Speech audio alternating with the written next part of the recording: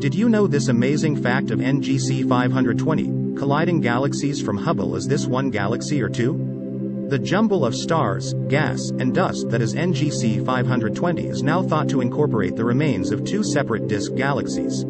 The defining component of NGC 520, as seen in great detail in the featured image from the Hubble Space Telescope, is its band of intricately interlaced dust running vertically down the spine of the colliding galaxies.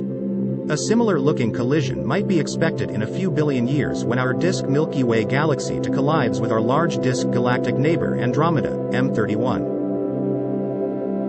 The collision that defines NGC 520 started about 300 million years ago. Also known as ARP 157, NGC 520 lies about 100 million light-years distant, spans about 100,000 light-years, and can be seen with a small telescope toward the constellation of the Fish, Pisces. Although the speeds of stars in NGC 520 are fast, the distances are so vast that the battling pair will surely not change its shape noticeably during our lifetimes. For daily video updates, subscribe to Only Facts.